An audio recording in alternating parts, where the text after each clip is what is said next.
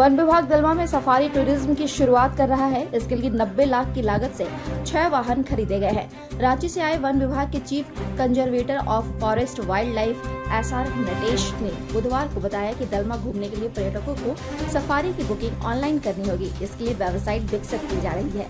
जल्द ही वेबसाइट को लॉन्च किया जाएगा। SR नटेश ने बताया कि बहुत दिनों से मांग की जा रही थी कि दलमा में सफारी टूरिज्म शुरू किया जाए, इसलिए वन विभाग ने अब इसे शुरू करने का फैसला किया है। 1 महीने के अंदर दलमा में सफारी टूरिज्म शुरू कर दिया जाएगा। इसमें माकुला कोचा से दलमा टॉप तक पर्यटकों को ले जाया जाएगा।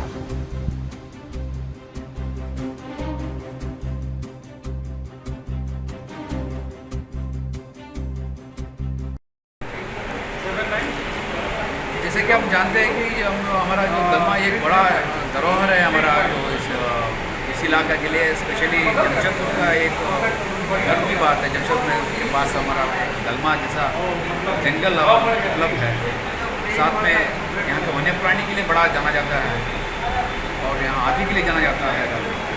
इसका आनंद लेने के लिए बंगाल, उड़ीसा, बिहार, झारखंड और देश के अनेक भाग से लोग आते हैं और यहाँ रहना चाहता है, उसका आनंद लेना चाहता है।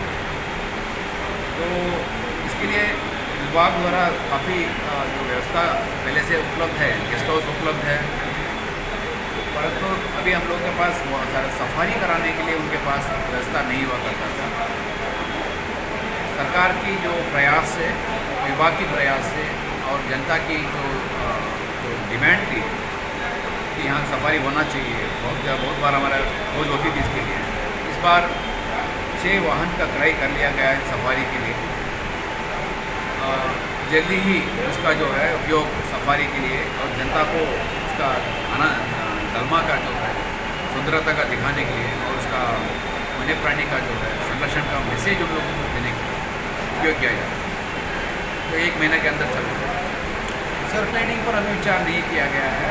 टूरिज़्म, इको टूरिज़्म के जो बढ़ावा देने के लिए काफ़ी चीज़ें सोचा गया है, काफ़ी योजनाएं तैयार किए गए हैं। उसी इको टूरिज़्म का जो प्लान में अप्रूव्ड काम जो भी होंगे उसको लागू करने का प्रयास किया जाएगा। अभी तक जो पैराग्लाइडिंग का जो बात है वो अभी तक